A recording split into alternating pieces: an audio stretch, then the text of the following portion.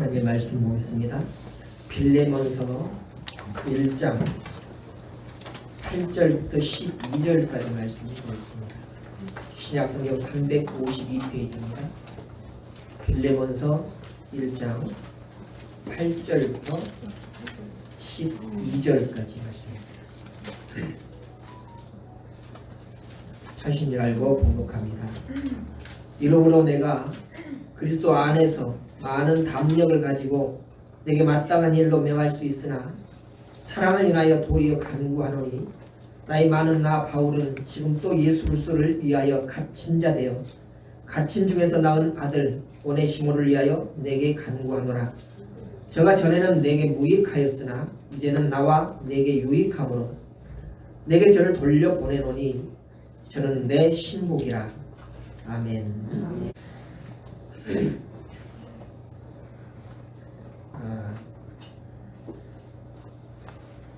요즘은 그런 말을 잘 사용하지 않습니다만은 예전에 우리 어렸을 때 보면 좀 부잣집에는 머슴이라고 하는 사람들이 있었어요.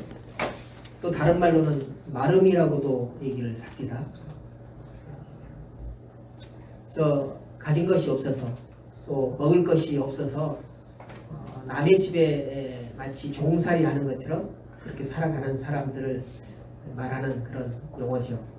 오늘 바울이 오늘 빌레몬서를 쓰는 이 시대에는 노예 제도가 아주 활용되는 철저하게 시행되던 그런 시대였습니다. 이 노예는 태어날 때부터 노예로 태어나는 그런 부류가 있습니다. 조상 때부터서 어떤 이유인지는 모르겠지만 노예로 살아가는 그런 계급에 속한 자도 있었고 또 어떤 사람들은 가난 때문에 먹을 것이 없어서 다른 사람에게 돈을 빌리고 곡식을 빌려서 그것을 갚지 못하게 되면 어쩔 수 없이 노예 생활을 하게 되는 그런 경우도 있고요. 또 어떤 경우는 국가와 국가가 또는 민족과 민족이 전쟁을 하다가 전쟁에서 패하면 승리하는 쪽에서 패하는 쪽의 군사들을 노예로 삼는 그런 경우가 있었습니다. 오늘 문헌에 따르면은 성경 시대 당시 그리스 아테네에는 약 45만 명의 시민이 살아가고 있었다 그래요.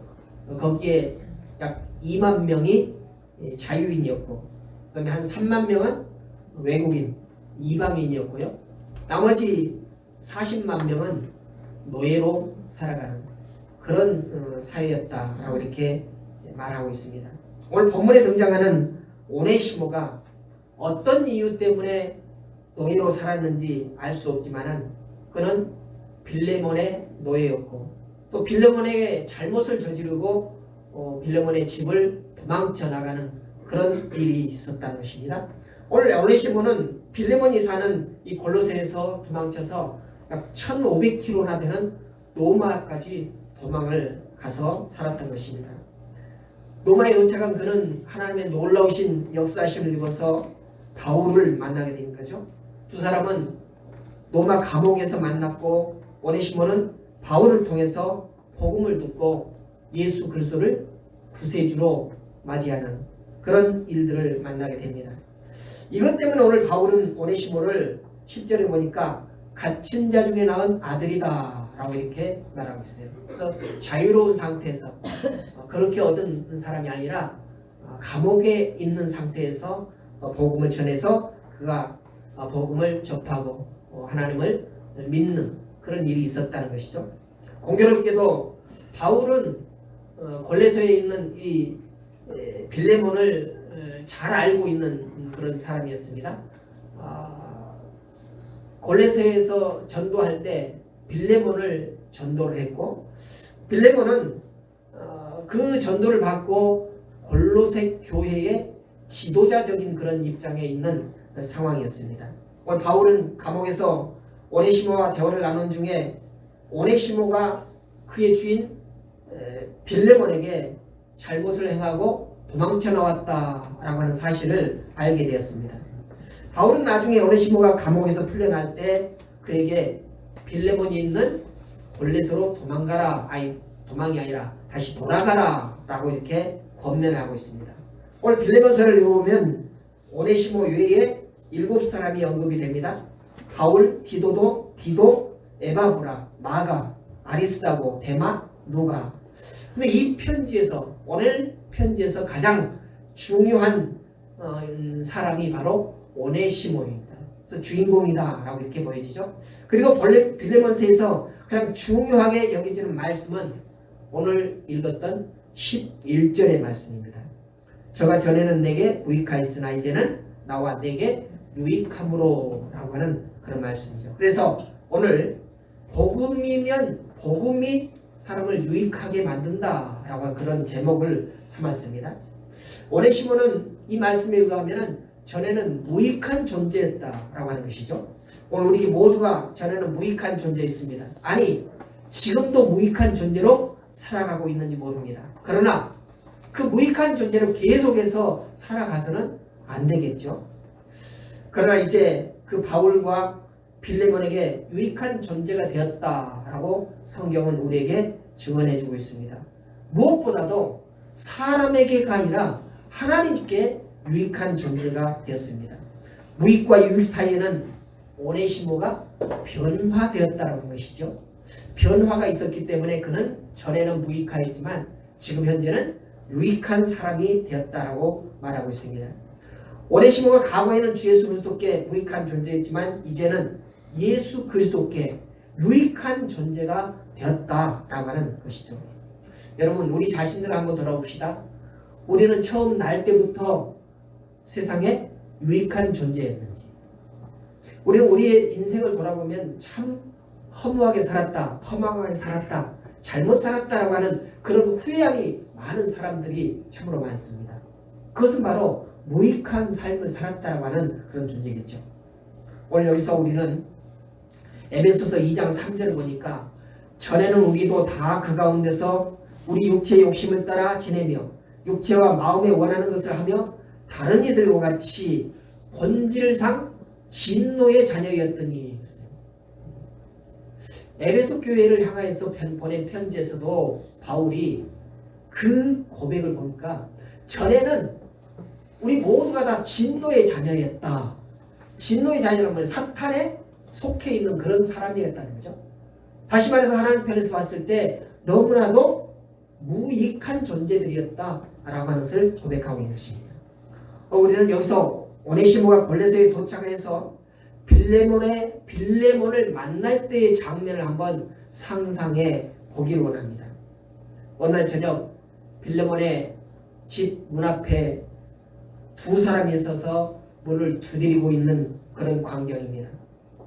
빌레몬이 그 문 두드리는 소리를 듣고 열어보니까 오네시모라고 하는 사람, 그 다음에 두기고라고 하는 사람이 자기 문 앞에 서 있습니다. 이때 빌레몬을 본 오네시모는 깜짝 놀랐습니다. 주인 앞에 납작 엎드리고 무릎을 꿇으면서 용서를 빌었습니다. 오네시모를 본 빌레몬도 깜짝 놀랐을 것입니다. 자기에게 큰 피해와 배신감 그리고 상처를 준 노예가 바로 자기 눈앞에 나타났기 때문인 것입니다. 짧은 순간이지만 아주 어색하고 좀 난처한 그런 순간이 지나갔을 것입니다. 이 골로새에 있는 빌레몬의 마음이 어땠을까? 심히도 배신감을 가지고 있었던 그 노예가 자기 눈앞에 있으니까 아무리 하나님을 믿고 예수 그리스도를 믿는 그런 사람이었지만 자기를 배신하고 도망쳤던 노예를 보는 그 마음이 어땠을까? 한 대 패 죽이든지 발로 차버리든지 그런 심정이었을 것이다 라고 이렇게 상상을 해봅니다. 그런데 그런 마음이 있어서 실행을 하려고 하는데 갑자기 오네시모 옆에 있던 두기고가 편지를 하나 건네줍니다. 양피지에 써있는 편지를 펴서 읽어가는데 그 편지를 보낸 주인공은 바로 자기가 그렇게 존경하에 맞는 바울 선생이 자기에게 보낸 편지였습니다. 그 편지를 읽어가면서 마음이 서서히 녹아지는 것이죠. 이번에는 오네시모의 처지에서 한번 생각을 해봅시다. 이전에 자기가 큰 피해를 입히고 상처를 주고 도망했던 그 주인 앞에 지금 자기가 서 있습니다. 그 주인이 편지를 읽고 있는 동안 오네시모의 기분이 어땠을까요? 마치 사시나무 떨듯 발발 떨고 있었을 것입니다. 이제는 오네시모는 주인이 죽이겠다고 하면 죽을 수밖에 없는 그런 상황입니다. 몽둥이질을 하면은 몽둥이를 맞을 수밖에 없는 그런 상황입니다. 짧은 순간이지만 아마 오네시모는 여러 가지 감정을 느꼈을 것입니다.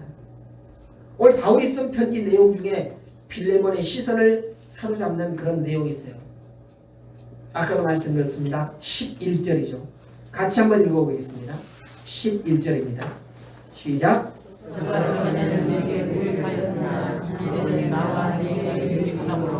네. 전에는 무익했지만 이제는 유익하다. 오네시모는 과거에 무익한 존재였습니다. 그러나 위대한 전도자 바울 선생의 말에 의하면 그는 지금은 유익한 존재가 되었다 라고 이렇게 증언을 해주고 있는 것입니다. 그렇다면 지금 자기 앞에 무릎을 꿇고 있는 오네시모는 참으로 유익한 자가 되어서 다시 돌아왔다라고 하는 것을 그렇게 보아도 될 것입니다. 그 부분을 읽어내려갈 때 빌레몬의 마음이 녹아지지 않았겠습니까? 그렇게 존경하고 그렇게 본받고 싶었던 바울 선생이 자기의 종에 대해서 지금은 유익한 존재다 라고 이렇게 말하고 증언하는 것에 대해서 아마 그 오네시모를 보는 순간 죽이고 싶었던 그 마음이 녹아졌을 것이다 라고 이렇게 생각합니다. 그런 용서의 마음으로 다시 오네시모를 바라봅니다.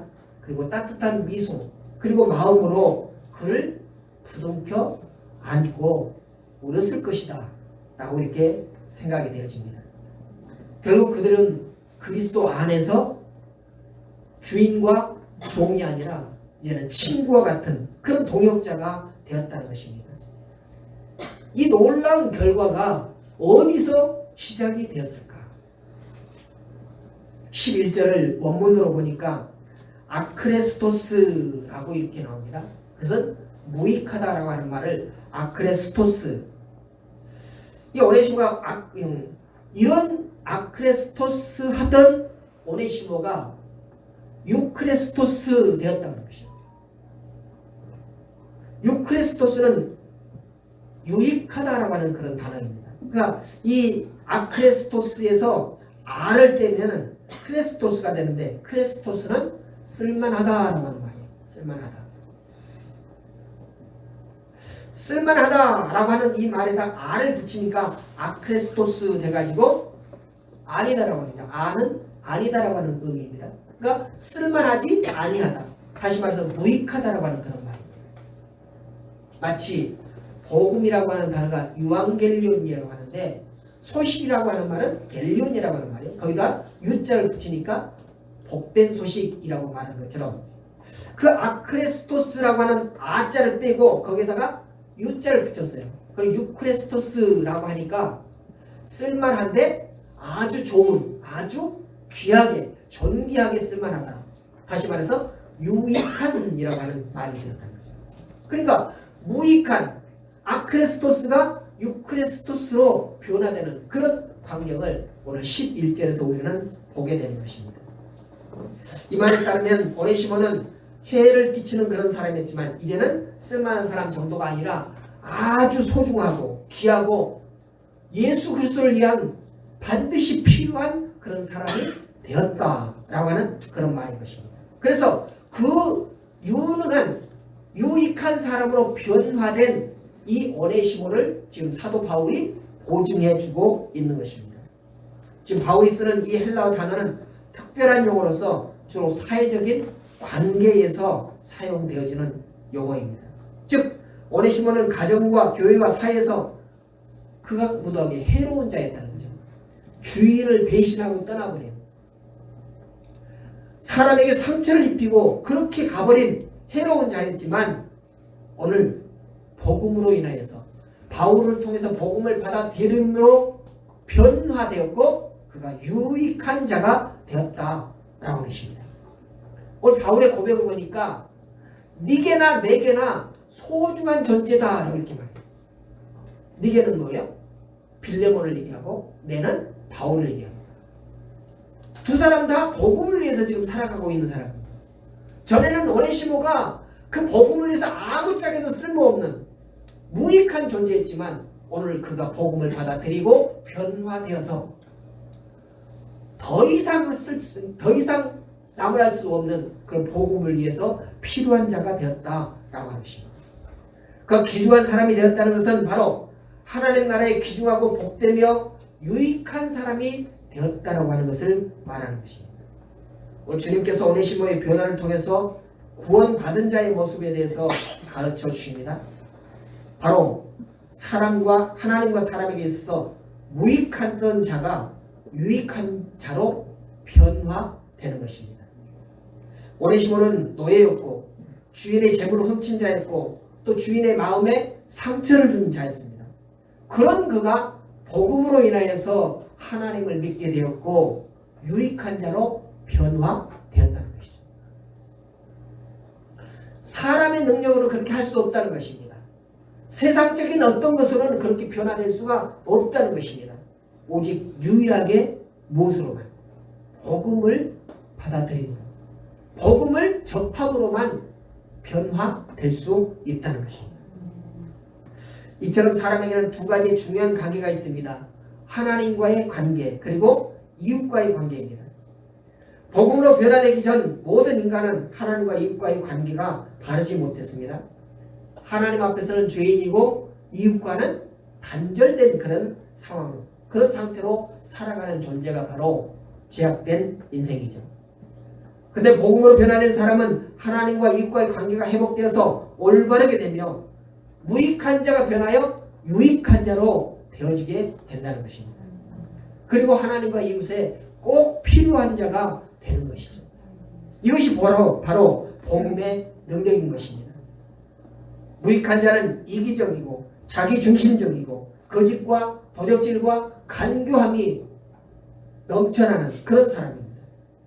재물을 모으고 명예를 얻고 권력과 인기를 얻기 위해서 남에게 손해를 끼치는 것은 아무것도 아닌 것처럼 그렇게 여기는 사람이 바로 무익한 존재라는 것입니다.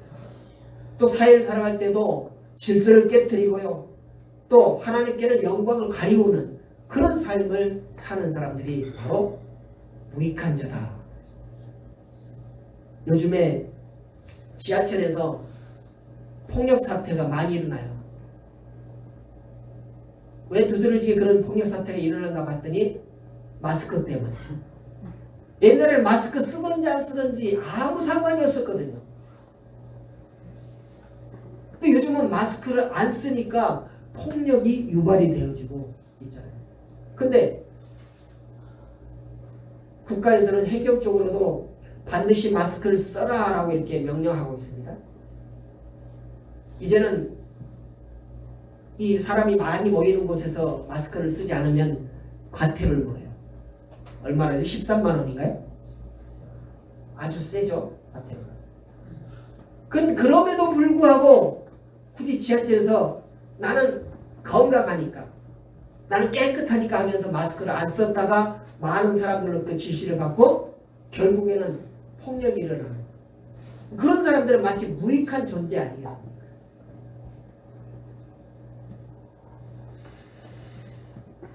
그들은 교회와 성도, 하나님 나라에 막대한 피해를 줄 수 있습니다. 하지만 주님의 은혜로 거듭나 성령으로 살아가는 유익한 사람에게는 사랑이 풍성하고 그의 삶 속에 진실과 관용과 정직이 가득한 그 삶을 살아갑니다. 그들은 자기 자신에게는 물론이거니와 남에게도 유익을 끼치는 그런 고귀한 사람들이십니다. 그렇기 때문에 주님께서 우리에게 역사하셨다는 것은 무익한 인생을 유익한 인생으로 바꾸어 주신다라고 하는 그런 뜻인 것입니다. 하나님과 사람에게 해를 끼치던 인생에서 하나님과 이웃에게 유익이 되는 그런 사람으로 변화시키는 능력이 바로 복음에는 있다는 것입니다. 바울도 사울이었을 때 무익한 자였습니다. 그는 비록 훌륭한 가문에서 학벌도 높고 많은 지식을 쌓았던 그런 사람입니다. 그리스도의 복음을 믿기 전에는 자기 의에 사로잡혀서 마치 율법을 어기는 사람들은 하나님의 사람이 아니다 라고 이렇게 자기 기준을 삼고 예수 그리스도를 전하던 스데반 집사를 죽이는 데까지 가담했던 그런 아주 무익한 그런 존재였습니다. 게다가 다메섹까지 가가지고 예수 믿는 사람들을 잡아 죽이기 위해서, 잡아 가두기 위해서 그렇게 종횡무진했던 그런 사람이었습니다. 무익한 정도가 아니라 하나님과 교회에 아주 해로운 그런 자들이었다는 것이죠. 그런 그가 다메섹 도상에서 예수 그리스도를 만나게 됩니다. 그리고 변하게 됩니다. 그리고 목숨을 바쳐 그리스도가 구세주다, 하나님께서 행하신 일이 복음이다 라고 하는 것을 전하는 자가 되었고, 하나님과 교회에 정말로 소중한 자, 유익한 자가 되었던 것을 우리는 알게 됩니다. 오늘 우리 자신에게 한번 물어보십시다. 나는 가정과 교회 그리고 사회에 유익한 존재로 살아가고 있는지, 나의 삶의 모습이 정말로 이웃들에게 유익을 끼치고 있는지, 아니면 해를 끼치고 있는지, 나는 유익한 존재인가 무익한 존재인가, 나 자신에게 한번 질문을 던져보시길 바랍니다. 모든 사람은 예수 그리스도를 만나기 전까지 하나님 앞에서 무익한 존재들이었습니다. 자기 자신을 너무나 사랑한 나머지 하나님을 불신하고 하나님의 은혜에 대해서 감사하지 않는 그런 사람이었습니다. 심지어 하나님을 무시하고 모멸하는 일을 기꺼이 하는 그런 사람들이었죠. 그리고 자아중심적인 삶을 살았기 때문에 하나님과 다른 사람을, 내 이웃을 생각하지 않는 그런 모습의 삶을 살았습니다. 바로 그런 태도로부터 모든 거짓과 사회 악이 발생한다는 것입니다. 그런 게으름과 교만과 잔인함과 중상모략, 권력으로부터 남을 탄압하고 착취하는 그런 일들을 서슴없이 하는 그런 사람입니다.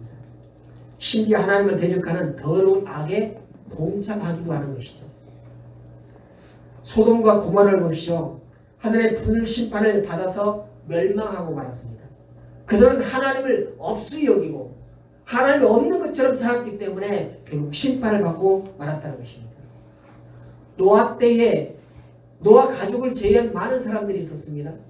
그들은 하나님께서 노아를 통해서 구원해 주시겠다라고 하는 그런 말씀을 들었음에도 불구하고 하나님의 말씀을 어기는 그런 무익한 존재들의 삶을 살았다는 것입니다. 결국 물 심판을 받게 된 것을 우리는 성경을 통해서 알고 있습니다.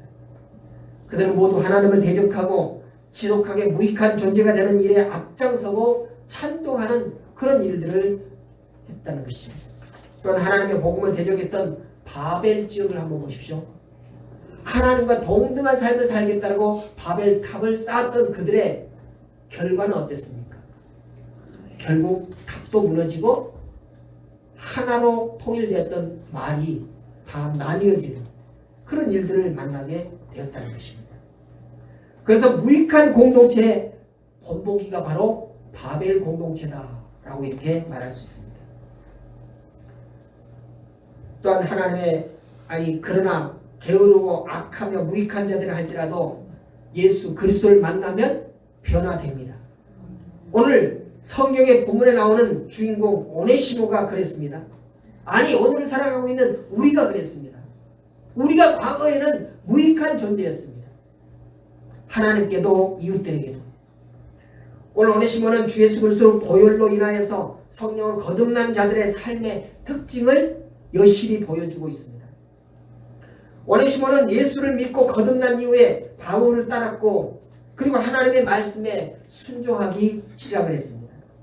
동시에 그는 기독교인들과 아주 밀접한 관계를 맺고 주변 사람들에게 유익을 주는 선한 영향력을 끼치는 그런 사람이 되었던 것입니다. 마침내 그는 바울로부터 신실하고 사랑을 받는 형제다라고 이렇게 칭함을 받았습니다.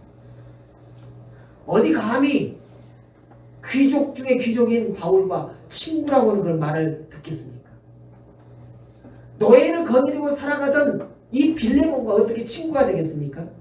근데 그가 복음을 받고 변화된 다음에 그의 이런 모습이 변화되고 그의 지위도 변화되고 삶의 모습이 완전하게 변화되었다라는 것을 오늘 성경 우리에게 증거해 주고 있는 것입니다. 그러면 어떻게 이렇게 변화가 나타날 수 있는가? 그 이유는 우리가 잘 아는 것처럼 그가 바울의 갇힌 중에서 낳은 아들이었기 때문인 것입니다. 고린도전서 4장 15절에는 이렇게 말씀합니다.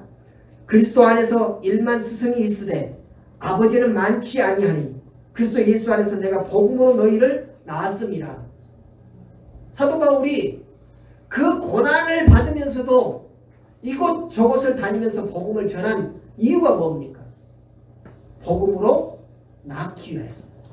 많은 영혼들을 복음으로 낳기 위하여서 그런 고난을 마다하지 않았다는 것입니다. 복음으로 많은 사람들을 구원하고 낳으면 어떤 일이 일어납니까?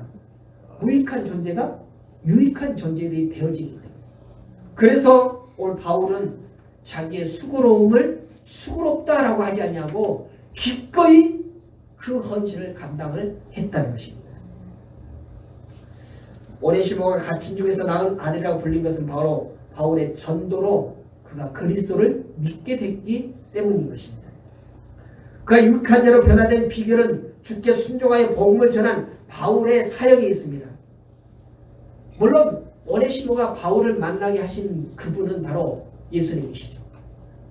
예수님의 인도하심이 아니었다면 바울을 만나지 못했을 것입니다. 그러나 바울이 그에게 복음을 전했기 때문에 그는 변화될 수 있었고 무익한 존재에서 유익한 존재가 되었다는 것입니다.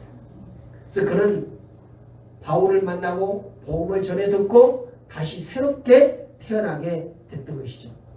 오네시모는 결국 예수 그리스도의 십자가를 통해서 속죄함 때문에 그는 변화되었습니다. 그가 변화됐다는 증거는 하나님이 보시기에 교회와 사회에서 유익한 사람이 된 것입니다.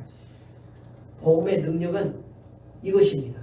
아무 쓸모없는 그런 존재가 너무나도 필요한, 너무나도 고귀한 그런 존재가 되어지는 것이 바로 복음의 능력이라는 것이죠. 하나님과 올바른 관계를 맺게 해주는 것이 바로 복음입니다. 우리도 가정과 교회와 사회에서 유익한 존재로 살아가려면 복음에 붙들림 바 되는 그런 삶을 살아야 되는 것이죠.